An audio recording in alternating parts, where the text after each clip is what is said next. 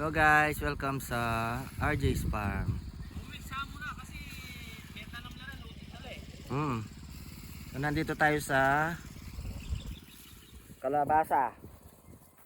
Kalabasa farming tayo ngayon kasama si Kuya Ned. Ayan, nagpapatubig tayo, nagpapataba. Bali itong mga kalabasa nila nasa almost 2 weeks na sila. Simula nung naitanim dito sa lupa. Bali pinaugat muna nila tapos nung nagugat na tsaka nila itinransfer.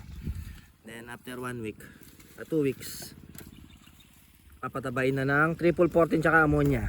Ayan siya. Kasi Kuya Nald. Hello! May extra na naman yung... Ayan, tinutunaw na lang niya sa tubig. Tapos diretso buhos. So si Kuya Nald din yung mamais dito. Yan, nagano siya ng Japanese corn, tapos singkamas. Taga ng dulo, dana na.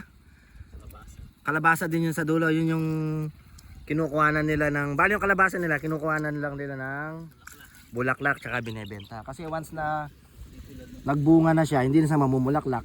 Kaya ang ginagawa, habang may bulaklak, tinatanggalan. Hinaharvest, tapos magbubulaklak ulit. Bali yung trabaho lang niya, nagbubulaklak, tsaka binebenta sa market. Ayan.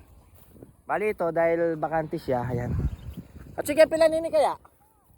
200 na square meter. So nasa 200 square meter siguro to. Ito yung bakante pang lupa dito sa sa RJ Farm. Harvest yan, Kailan ang harvest na ito, Kuya Nald? mga araw. Holy Week. Ilan days yung kalabasa? May kalabasa. 2 months kasi may bulaklak. 2 months harvestan na yung bulaklak na. Araw-araw yun. Everyday may pwedeng itindang bulaklak.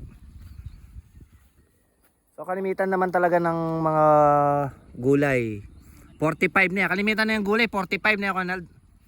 Diyan kalimitan ka ng gulay 45 days akukuhanan mo na lang. Hanggang March. 1 month may siya, dire-diretso daw siya nag-ano. Ito may mas maganda daw yung bulaklak kaysa sa bunga kasi yung bunga, yung bulaklak araw-araw pwede kang magbenta. Hindi kagaya ng isang beses lang pag na-harvest. Ayan, ito siya. Bali minsan may tag-2, tig-3. Bali nagtanim nito si Ate Mila, yung asawa niya. Ang ginagawa lang na patubig, yung sardinas, lasa ng sardinas. Isang lata ng sardinas. Bali ito, triple 14 tsaka ammonia pinaghalo na. Tapos tutunayan sa tubig tsaka ididilig. Then si Tatang naman nandun, nagpapatubig din ng kalamansi.